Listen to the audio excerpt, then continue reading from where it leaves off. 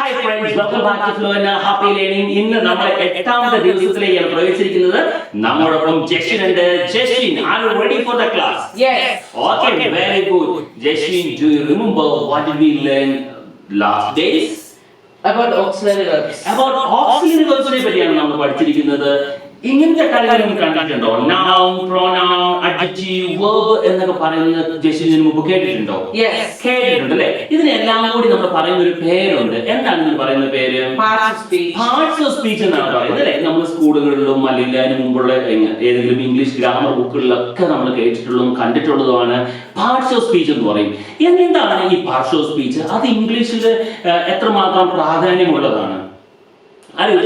എന്താണ് parts of speech എന്ന്? ഇല്ല. ഇപ്പൊ നമ്മളൊരു എക്സാമ്പിൾ പറയുകയാണെങ്കിൽ, ഇപ്പൊ നമ്മുടെ ബോഡി, ശരീരം അല്ലെ, ശരീരം എന്ന് പറയുന്നത് നമ്മൾ സെന്റൻസ് ആയിട്ട് എടുക്കുകയാണെങ്കിൽ ആ ബോഡിയിൽ നമുക്ക് കുറെ ഡിഫറെന്റ് പാർട്സ് ഉണ്ട്. ഇപ്പൊ ഞാൻ കൈയെടുത്ത് ഇങ്ങനെ സംസാരിക്കുന്നു, മൂക്കിലൂടെ ശ്വസിക്കുന്നു, ചെവി കേൾക്കുന്നു, വായ പറയുന്നു അല്ലെ, വ്യത്യസ്തമായ ഫങ്ഷൻ ഉണ്ട്.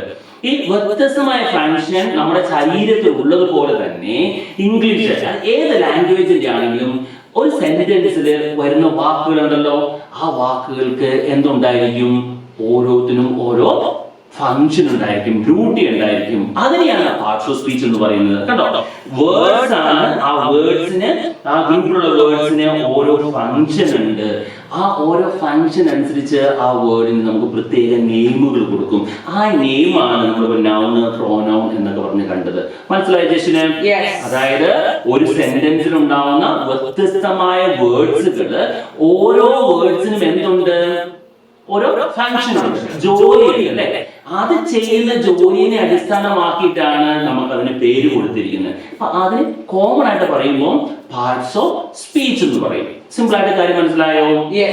ഓക്കെ. അപ്പൊ നമ്മൾ ആദ്യമുള്ള പാർട്സ് ഓഫ് സ്പീച്ചിന്റെ ഒന്നാമത് നോക്കാം, നൗൺ ആണ്. അപ്പൊ ഈ പാർട്സ് ഓഫ് സ്പീച്ച് എടുക്കുമ്പോണ്ടല്ലോ ജസ്റ്റിനെ, നമ്മൾ സ്കൂളിൽ പഠിപ്പിക്കുന്ന പോലെ ഫുൾ ഡീറ്റെയിൽഡ് ആയിട്ടൊരു ക്ലാസ് ഈ പാർട്സ് ഓഫ് സ്പീച്ചിനെ പറ്റി ഉണ്ടാകില്ല. നമ്മുടെ ലക്ഷ്യം എന്താണ്? ഇംഗ്ലീഷ് ഫ്ലുവന്റ് ആയിട്ടും കോൺഫിഡന്റ് ആയിട്ടും സംസാരിക്കുക എന്നുള്ളതാണ് അല്ലെ. അതിന് തെറ്റ് പാടില്ല. തെറ്റില്ലാതിരിക്കാൻ വേണ്ടി സ്പോക്കൺ ഇംഗ്ലീഷിന് ആവശ്യമായിട്ടുള്ള പാർട്സ് ഓഫ് സ്പീച്ച് ആയിരിക്കും നമ്മൾ പഠിക്കാൻ പോകുന്നത്. ഓക്കെ. അപ്പൊ ആദ്യം നമ്മൾ പറഞ്ഞു നൗൺ എന്ന് പറഞ്ഞു. അത് എന്താണെന്ന് നോക്കാം. നമ്മൾ നൗൺ എന്ന് പറയുന്നത് നോക്കിക്കേ, നമ്മൾ പറഞ്ഞു പാർട്സ് ഓഫ് സ്പീച്ചിലെ, അതായത് ഒരു സെന്റൻസിലെ വ്യത്യസ്തമായ വേർഡ്സ് ഉണ്ടാവും. അതിൽ ഏത് വേർഡ് ആണോ എന്തിനെ പറ്റി പറയുന്നത്? പേഴ്സണിനെ പറ്റി പറയുന്നത്. പിന്നെ ഇതിനെ പറ്റി പറയുന്നത് അടുത്തെന്താണ്? ആനിമലിനെ പറ്റി പറയുന്നത്. അടുത്തതോ പ്ലേസ്, തിങ്സ് ഓർ ഐഡിയ. ഇതിനെ പറ്റി പറയുന്ന വാക്കുണ്ടല്ലോ, ഏതൊരു പ്രത്യേക വാക്കായിരിക്കും. ഇതിനെ പറ്റി വിശദീകരിക്കുന്ന വാക്കിനെയാണ് നമ്മൾ എന്തെന്ന് പറയുന്നത്? നമ്മൾ നൗൺ എന്ന് പറയുന്നത്. ഓക്കെ. ഒരു വാക്ക്, ഒരു വേർഡ്, ആ വേർഡ് മനുഷ്യനെ പറ്റിയോ ആനിമൽസിനെ പറ്റിയോ സ്ഥലത്തെ പറ്റിയോ അല്ലെങ്കിൽ തിങ്സിനെ പറ്റിയോ ഐഡിയയെ പറ്റിയോ സംസാരിക്കുമ്പോൾ ആ വേർഡിനെ നമ്മൾ എന്തെന്ന് പറയും? നൗൺ എന്ന് പറയും. അപ്പൊ നമ്മുടെ എക്സാമ്പിളിലൂടെ നോക്കുകയാണെങ്കിൽ കുറച്ചുകൂടി വ്യക്തമായിട്ട് മനസ്സിലാകും. ആദ്യത്തെ എക്സാമ്പിൾ, ദ ഡോക്ടർ ഹെൽപ്സ് സിക്ക് പീപ്പിൾ. ഇതിലെ രണ്ട് വേർഡ്സ് നമ്മൾ ആദ്യം പറഞ്ഞല്ലോ, മനുഷ്യരെ പറ്റി മൃഗങ്ങളെ പറ്റി എന്നൊക്കെ പറയുന്നത്, അതിനെ സംബന്ധിച്ച് പറയുന്നുണ്ട്. ഏതാണ് ആ രണ്ട് words? Doctor and people. Doctor ആണ്. രണ്ടാമത്തെ എന്താണ്? പീപ്പിൾ ആണ്. അപ്പൊ ഈ രണ്ട് വേർഡ്സിനെയും നമ്മൾ എന്തെന്ന് പറയും? എന്തെന്ന് വിളിക്കും? ഇതിനെ നൗൺ എന്ന് വിളിക്കും. കാരണം എന്താണ്? ഈ രണ്ട് വേർഡ്സിന്റെയും ജോലി, ഫങ്ഷൻ എന്ന് പറയുന്നത് എന്താണ്? ഇതിനെ പറ്റി പറയുകയാണ് അല്ലെ, പേഴ്സണെ പറ്റി പറയുകയാണ്. അപ്പം ഈ രണ്ട് ഡോക്ടർ എന്ന് പറയുന്നതും പീപ്പിൾ എന്ന് പറയുന്നതും രണ്ടും എന്താണ്? നൗൺ ആണ്. നെക്സ്റ്റ് നോക്കിയേ, the cat chased the mouse. ഇത് ഏതായിരിക്കും നൗണിലെ? Cat and mouse. ക്യാറ്റിന്റെ, ക്യാറ്റ് എന്ന് പറയുന്നത് ഇവിടെ കൊടുത്തിരിക്കുന്നു ആനിമൽ അല്ലെ. ക്യാറ്റിന്റെ രണ്ടാമത്തെ എന്തുണ്ട്? മൗസും ഉണ്ട്. ഈ രണ്ട് വേർഡ്സും എന്തിനെ പറ്റിയാ പറയുന്നത്? ആനിമലിനെ പറ്റി പറയുന്നു. അപ്പൊ നമുക്ക് ഈ ക്യാറ്റിനെയും മൗസ് എന്ന രണ്ട് വേർഡ്സിനെ നമുക്ക് എന്തെന്ന് വിളിക്കാം? നൗൺ എന്ന് വിളിക്കാം അല്ലെ. രണ്ടിനും ആനിമലിനെ പറ്റിയാണ് സംസാരിക്കുന്നത്, ആ രണ്ട് വാക്കുകളും. അപ്പൊ അതിനെ നമ്മൾ എന്തെന്ന് വിളിക്കാം? നൗൺ എന്ന് വിളിക്കാം. തേർഡ് എക്സാമ്പിൾ ഒന്ന് വായിച്ചേ. The house has a red door. The house has a red door. Okay, tell me there is a noun in that sentence. Yes. Yes, ഏതൊക്കെയാണ്? House, and door. ഹൗസ് ഉണ്ട് അല്ലെ, ഹൗസും ഉണ്ട്, ഡോറും ഉണ്ട്. ഏകദേശം തിങ്സിനെ പറ്റിയാണ് പറയുന്നത് അല്ലെ. Yes. അതല്ലേ? അപ്പം എന്തെങ്കിലും സംശയമുണ്ടോ? നൗൺ എന്ന് പറയുന്നത് ഏതെങ്കിലും പേഴ്സണെ പറ്റിയോ, പ്ലേസിനെ പറ്റിയോ, ആനിമൽസിനെ പറ്റിയോ, തിങ്സിനെ പറ്റിയോ, ഐഡിയനെ പറ്റിയോ പറയുന്ന വാക്കുകളെയാണ്, ആ വേർഡിനെയാണ് അല്ലെങ്കിൽ വേർഡ്സിനെയാണ് നമ്മൾ എന്തെന്ന് പറയുന്നത്? Noun. നൗൺ എന്ന് പറയുന്നത്. അടുത്ത എക്സാമ്പിൾ കൂടി സ്പീഡിൽ ഉഷാറായിട്ട് വായിച്ച ശേഷനെ. Mountains are tall and rocky. Mountains are tall and rocky. ഇവിടെ ഏതെങ്കിലും noun ഉണ്ടോ? Mountains. Mountains എന്ന് പറയുന്നത് എന്താണ്? ഒരു പ്ലേസിനെ പറ്റി പറയാണ് അല്ലേ? പ്ലേസിനെ പറ്റി പറയാണ്. ആ പ്ലേസിനെ പറ്റി പറയുമ്പോൾ ആ വേർഡും എന്താണ്? എന്താണ് ആ വേർഡ്? Noun. Noun ആണ്. Right? Then next example, let's see the noun. Nounൽ നമുക്കൊന്ന് രണ്ടായിട്ടൊന്ന് തിരിച്ചു നോക്കിയാലോ? Noun തന്നെ രണ്ടായിട്ട് തിരിക്കുമ്പോൾ നമുക്ക് പ്രോപ്പർ noun എന്നും കോമൺ noun എന്നും കാണുന്നുണ്ട്. അതെന്താണെന്ന് നമുക്ക് രണ്ട് എക്സാമ്പിളിലൂടെ മനസ്സിലാക്കാൻ സാധിക്കും. ഒരു നൗണിനെ നമ്മളിങ്ങനെ രണ്ടായിട്ട് ഡിവൈഡ് ചെയ്ത് കഴിഞ്ഞാൽ ഒന്നിനെ പ്രോപ്പർ എന്നും കോമൺ എന്നും കാണാൻ സാധിക്കുന്നുണ്ട്. ഇത് നമുക്ക് സ്പോക്കൺ ഇംഗ്ലീഷിലും അത്യാവശ്യമാണ് കേട്ടോ. എന്തുകൊണ്ടാണ് നമുക്ക് പറയാം. ഓൾറെഡി നമ്മൾ പറഞ്ഞു, നൗൺ എന്ന് പറഞ്ഞു കഴിഞ്ഞാൽ ഒരു വേർഡാണ്. അത് ഏതിനെയൊക്കെ സൂചിപ്പിക്കുന്നതാണ്? പേഴ്സൺ, ആനിമൽ, പ്ലേസ്, തിങ്, ഐഡിയാസിനെ സൂചിപ്പിക്കുന്നതാണ്. റൈറ്റ്. രണ്ട് സെന്റൻസുകളൂടെ കിടക്കുന്നുണ്ട്. ഒന്ന്, the student is studying for his exam. The student is studying for his Exam. അതില് ഏതാണ് നൗൺ എന്ന് പറയുന്നത്? ഏതാണ്? Student and exam. സ്റ്റുഡന്റ് എന്ന് പറയുന്നതും ഒരു നൗണാണ്. എക്സാം എന്ന് പറയുന്നതും എന്താണ്? Noun. ഒരു നൗണാണ്. നമുക്ക് ഈ സ്റ്റുഡന്റ് എന്ന് പറയുന്നത് നൗണിനെ നമുക്കൊന്നും കൂടി പർട്ടിക്കുലർ ആയിട്ട് ഒന്ന് കണ്ടു നോക്കിയാലോ? John is studying for his exam. അപ്പം ഈ സ്റ്റുഡന്റ് എന്ന് പറയുന്ന ആൾ നമ്മൾ ഒന്നും കൂടി പർട്ടിക്കുലർ ആയിട്ട് പറഞ്ഞു. അപ്പൊ എന്തായി? സ്റ്റുഡന്റ് എന്തായി മാറി? John. ജോണായി. ജോൺ എന്ന് പറയുമ്പോൾ ഒരു പ്രത്യേക വ്യക്തിയാണ് അല്ലെ. സ്റ്റുഡന്റ് എന്ന് പറയുമ്പോൾ നമുക്ക് എല്ലാവരും അറിയണമെന്നില്ല. ക്ലാസ്സിലുള്ള സ്റ്റുഡന്റ് നമുക്ക് അറിയണമെന്നില്ല. എല്ലാ കുട്ടികൾക്കും പറയുന്ന നമ്മൾ സ്റ്റുഡന്റ് എന്ന് പറയുന്നത്. രണ്ടാമത്തെ എന്താണ്? അതിൽ പ്രത്യേകിച്ച് നമ്മൾ പറയുകയാണ് John is studying for his exam. അപ്പം ഈ ജോണും സ്റ്റുഡന്റും തമ്മിൽ ചെറിയൊരു വ്യത്യാസമുണ്ട്. രണ്ടും എന്താണ്? നൗണാണ്. പക്ഷെ അതെന്താണ് വ്യത്യാസം എന്നുള്ളതാണ്. എക്സാം ആയിട്ട് തന്നെയാണ് കിടക്കുന്നത്. അടുത്ത എക്സാമ്പിൾ നോക്കിക്കേ. Just check the next example. Ernakulam is a city in Kerala. Ernakulam is A city in Kerala. ഇതിൽ ഏതാണ് നൗൺ എന്ന് പറയുന്നത്? Ernakulam and Kerala. Ernakulam and Kerala. അതിനൊരു പ്രത്യേകതയുണ്ടോ? സിറ്റി എന്ന് പറയുന്നത് പോലെ തന്നെയാണോ ഈ എറണാകുളവും കേരളയും? Yes. ആണ്. അതെ, ഈ സിറ്റിയുടെ അതേ ഫംഗ്ഷൻ ആണ് കൊടുക്കുന്നത്. Yes. നമ്മൾ ആദ്യം പറഞ്ഞല്ലോ ഒരു പർട്ടിക്കുലർ ആയിട്ടുള്ള പറയുന്നത്. എല്ലാ സിറ്റികൾക്കും നമ്മൾ എറണാകുളം എന്ന് പറയുമോ? No. എല്ലാ സിറ്റികൾക്കും നമ്മൾ എറണാകുളം എന്ന് പറയുമോ? No. ഇല്ല. എല്ലാ സ്റ്റേറ്റുകൾക്കും, ഇന്ത്യയിലുള്ള എല്ലാ സ്റ്റേറ്റുകൾക്കും നമ്മൾ കേരള എന്ന് പറയുമോ? No. ഇല്ല. അപ്പൊ എന്തുകൊണ്ട്? വൈഡ് ആയിട്ടല്ല പറയുന്നത്. നമ്മൾ കുറെ കൂടി എന്താവുന്നേ? സ്പെസിഫൈ ആവുന്നുണ്ട് അല്ലെ. അപ്പം എറണാകുളം എന്ന് പറയുമ്പോൾ ഒന്നേ ഉള്ളൂ. കുറച്ചുകൂടി സ്പെസിഫൈ ആയില്ലേ? Yes. കേരള എന്ന് പറയുമ്പോൾ എന്തുണ്ട്? ഒന്നേ ഉള്ളൂ. അപ്പൊ അതും എന്തായി? സ്പെസിഫൈ. അങ്ങനെ സ്പെസിഫൈ ആയിട്ട് പറയുന്നതിന് ഒരു പ്രത്യേക പേരുണ്ടായിരിക്കും അല്ലെ. നോക്കാം, നമ്മൾ ഓൾറെഡി പറഞ്ഞതാണ്. അതിന് എന്തെന്നാ പറയുന്നേ? Proper noun. Proper noun. രണ്ട് എക്സാമ്പിൾ കൂടി കഴിയുമ്പോൾ നമുക്ക് വ്യക്തമായിട്ട് നോക്കാം. നോക്കി, Jeslin loves playing with her dog Max. അപ്പം ഇത് ഏതെങ്കിലും സ്പെസിഫൈ ആയിട്ട് പറയുന്നുണ്ടോ? Yes. ഏതാ സ്പെസിഫൈ ആയിട്ട് പറയുന്നത്? Jesslyn and Max. ജെസ്ലിൻ എന്ന് പറയുന്നത് ഒരു പ്രത്യേക വ്യക്തിയെ പറയുന്നതാണ്. മാക്സ് എന്ന് പറയുന്ന ആരെ പറ്റിയാണ്? ഒരു പ്രത്യേക ഏതിനെ പറ്റി? പട്ടിയെ. ആ ഡോഗിനെ പറ്റി പറയുകയാണ് അല്ലെ. ആ ഡോഗിനെ പറ്റി പറയുന്നതാണ് മാക്സ്. അപ്പം ഈ ജെസ്ലിൻ എന്ന് പറയുന്നതും മാക്സ് എന്ന് പറയുന്നതും പർട്ടിക്കുലർ ആണ്. ഡോഗ് എന്ന് പറയുന്നത് ഏതെങ്കിലും ഒരു നായയെ പറ്റി പറയുന്നതാണോ? No. അല്ല, ഒരു നായയെ പറ്റി പറയുന്നതല്ല. ഏത് നായാണെങ്കിലും ആകാം അല്ലെ, ഏത് ഡോഗ് വേണമെങ്കിലും ആകാം. അപ്പം അങ്ങനെ കോമൺ ആയിട്ട് പറയുന്നത് കൊണ്ട്, വേറൊന്ന് എന്തായിട്ട് പറയുന്നതുകൊണ്ട്, സ്പെസിഫൈ ആയിട്ട് പറയുന്നത് കൊണ്ട്. നെക്സ്റ്റ് എക്സാമ്പിൾ നമ്മൾ നോക്കുമ്പോൾ വളരെ വ്യക്തമാകും. Jaslin just read it. The Taj Mahal is a beautiful monument located in Agra, India. The Taj Mahal is a beautiful monument located in Agra, India. ഇതിൽ നോക്കിക്കേ, ഇതിൽ നമുക്ക് രണ്ട് പറഞ്ഞ കാര്യങ്ങളുണ്ട്. സ്പെസിഫൈ ആയിട്ട് പറയുന്നുണ്ട്, കോമൺ ആയിട്ട് ആയിട്ടും പറയുന്നുണ്ട്. ആ സ്പെസിഫിക് ആയിട്ട് പറയുന്ന ഏതാണ്, പ്രത്യേകമായിട്ട് പറയുന്ന ഏതാണ്? താജ്മഹൽ. താജ്മഹൽ എന്ന് പറയുന്നത് ഒരു ആ ബിൽഡിങ്ങിനെ പറ്റി, ആ മോണുമെന്റിനെ പറ്റി മാത്രം പറയുന്നതാണ്. പിന്നെ ഏതാ പ്രത്യേകത പറയുന്നത്? ആഗ്ര. ആഗ്ര എന്ന് പറയുന്നത് ഒരു പ്രത്യേക സ്ഥലത്തെ പറ്റി മാത്രം പറയുന്നതാണ് അല്ലെ. അടുത്തുണ്ടോ? ഇന്ത്യ.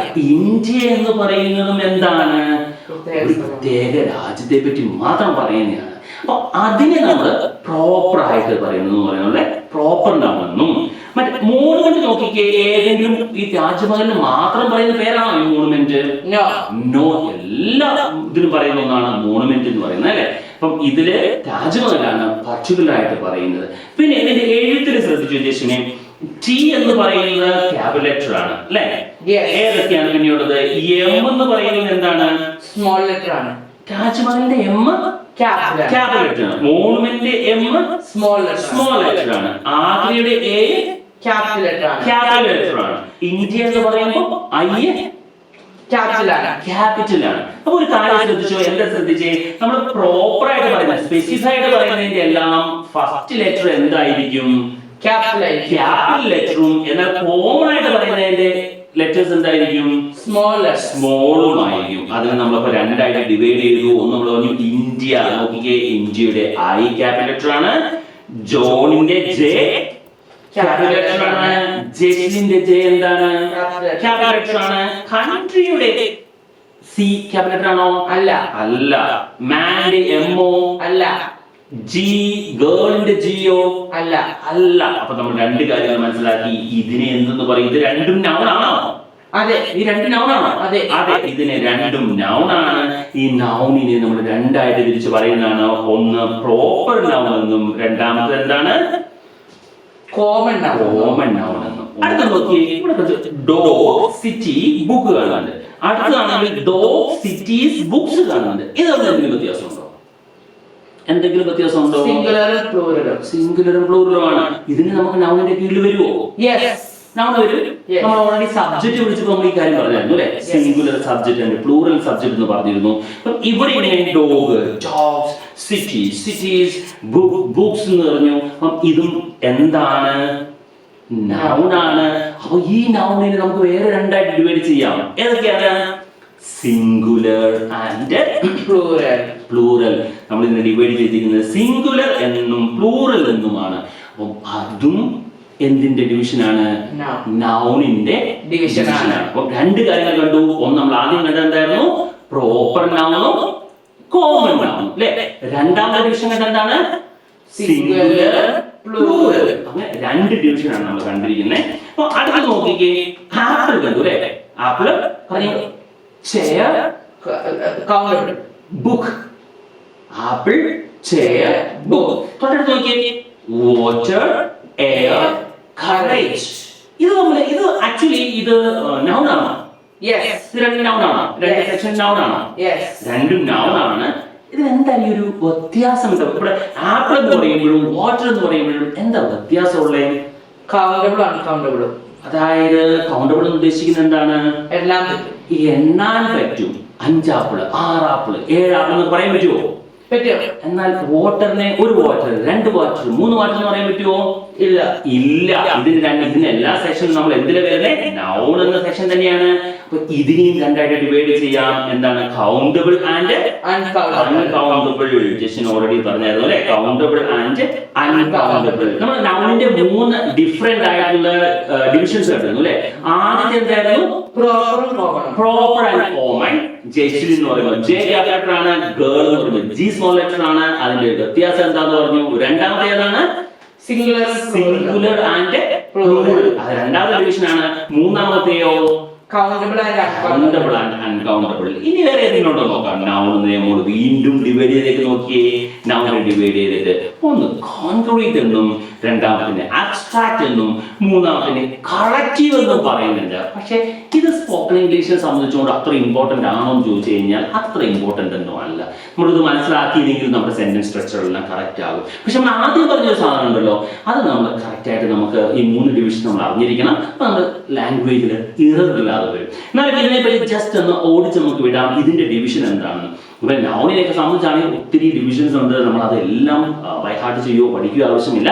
എന്നാൽ നമുക്ക് ഇതിന്റെ ഒരു ഡിവിഷൻ കൊണ്ട് നോക്കാം എന്താണ്. ഈ concrete noun, abstract noun, collective noun എന്ന് പറയുമ്പോൾ ആദ്യത്തെ ഒരു എക്സാമ്പിൾ കൂടെ നോക്കാം. The family went on a picnic in their car. ഇതിലെ നൗൺസിനെ പറ്റി ജസ്റ്റ് ഒന്ന് പറഞ്ഞു. ഏതൊക്കെയാണ് നൗൺസ് ഇതിലുള്ളത്? ഏതെങ്കിലും നൗൺ ഏതൊക്കെയാണ്? കാർ എന്ന് പറയുന്നത് ഒരു നൗൺ ആണ് അല്ലെ, ഒരു തിങ്ങിനെ പറ്റി പറയുന്നതാണ്. പിന്നെ ഏതാണ്? ഫാമിലി എന്ന് പറയുന്നത് കുറച്ച് ആൾക്കാരെ പറ്റി സംസാരിക്കുന്നതാണ് അല്ലേ. വേറെ ഏതെങ്കിലും ഉണ്ടോ? പിക്നിക് എന്ന് പറയുന്നതും ഒരു അവസ്ഥയെ പറ്റി പറയുന്നതാണ്, ഐഡിയനെ പറ്റി പറയുന്നതാണ്. അപ്പൊ ഈ ഫാമിലി എന്ന് പറയുമ്പോൾ ഒരു വ്യക്തി മാത്രമേ ഉള്ളൂ ഈ ഫാമിലിയില്? ഒരാളെ നമ്മൾ ഫാമിലി സാധാരണ പറയാറുണ്ടോ? ഫാമിലിയിൽ ആരൊക്കെ ഉണ്ടാവും? ഫാമിലിയിൽ ആരൊക്കെ ഉണ്ടാവും സാധാരണ? ഫാദർ ഉണ്ടാവും, മദർ ഉണ്ടാവും, ബ്രദേഴ്സ് ആൻഡ് സിസ്റ്റേഴ്സ് ഉണ്ടാകാം അല്ലെ. അങ്ങനെ ആവുമ്പോൾ എന്താണ്, ഒന്നിൽ കൂടുതലുണ്ട്. ഫാമിലി എന്ന് പറയുന്ന ഒരു വാക്കിൽ തന്നെ ഒന്നിൽ കൂടുതൽ ആൾക്കാരില്ലേ, ഒരു കളക്ഷൻ ഓഫ് പീപ്പിൾ ഇല്ലേ.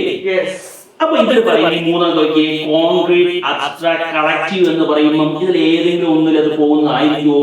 കോൺക്രീറ്റിൽ പോകുന്നതായിരിക്കുമോ? അബ്സ്ട്രാക്റ്റിൽ പോകുന്നതാണോ? കളക്റ്റീവിൽ പോകുന്നതായിരിക്കുമോ?